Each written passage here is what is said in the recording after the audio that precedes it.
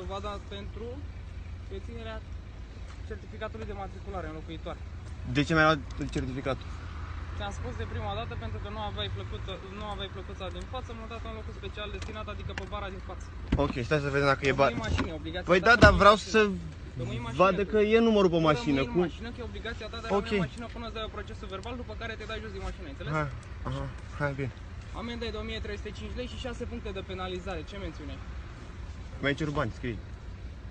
Mențiuni despre fapta asta, nu despre Nu, păi dar spune ce s-a întâmplat. mențiunea trebuie să Nu am vrut fie să dau- despre ce ai făcut, nu despre altceva, da? Nu am vrut să dau bani. Mențiunea ta trebuie agentului. să fie despre faptul că aveai sau nu plăcuța. Băi, am martorii mașină. Uite martorina.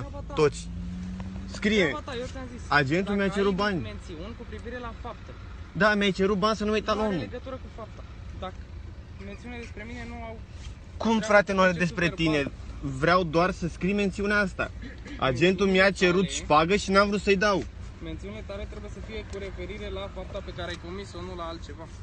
Te rog frumos să-mi spui dacă ai mențiuni cu privire la fapta pe care ai comis-o, dacă nu, îmi spui dacă Da, semnezi ți-am sau nu zis ce procesul mențiune verbal, am. După care poți să pleci.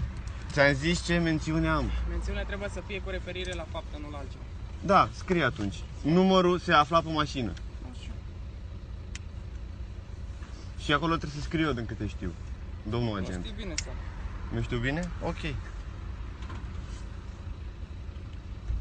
Alte mențiuni? Nu, dăm procesul că vreau să vad în față că există numărul pe mașină. Dă să semnez. Ce să faci? Să semnez. Unde? Anul la cunoștință și mențiune. Ok. Ia. Dă-mi alea să pot să cobor.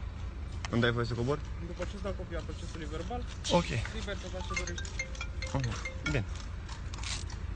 Dacă tu montezi plăcuța după ce te-am Asta e vrăjeală că nu ți-am dat bani. Dă-te la o parte puțin, te rog frumos. Rămâi în mașină până plec eu. Ok. O zi bună. La revedere.